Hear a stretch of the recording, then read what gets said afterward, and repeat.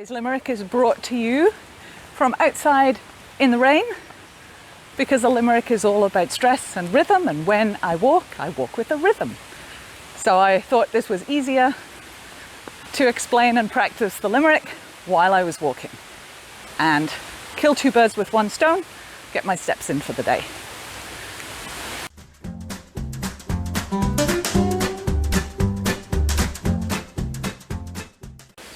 There was a young lady whose chin resembled the point of a pin.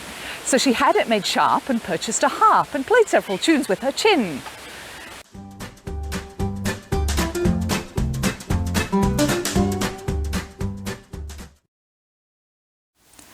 There was a young lady whose chin resembled the point of a pin. So she had it made sharp and purchased a harp and played several tunes with her chin. All right, so a limerick is a great way to practice the stress and rhythm of the English language, because English is a stress-timed language. You can see all about that on my other video. I'll put the link up here. Which is very different to Latin languages like Spanish and Italian, which are syllable-timed languages.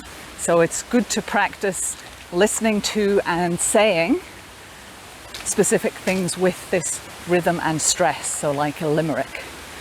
So with a limerick we have certain words are stressed that we say clearly, and the words in between are kind of pushed together and brushed over quickly, which is the same as anything we say in English.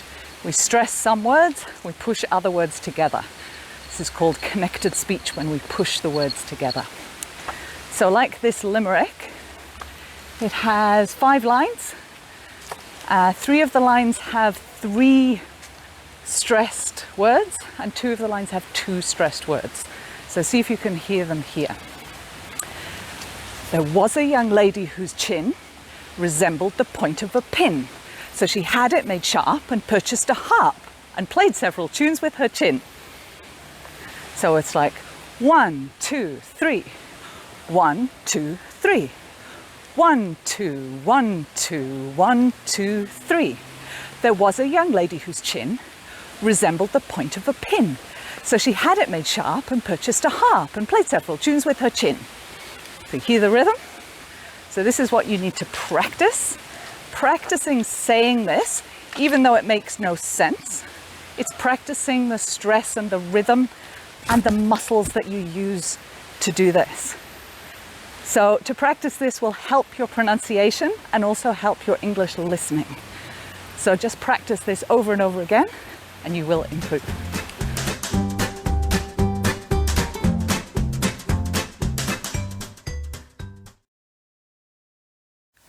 There was a young lady whose chin resembled the point of a pin. So she had it made sharp and purchased a harp and played several tunes with her chin. Okay, so just the stressed words. Was lady chin, resembled point pin. Had sharp, purchased harp, played tunes chin. So these are the words that we stress, and the other words get squashed together. So those are the words you hear strongly. So let's have one more listen. There was a young lady whose chin resembled the point of a pin. So she had it made sharp and purchased a harp and played several tunes with her chin.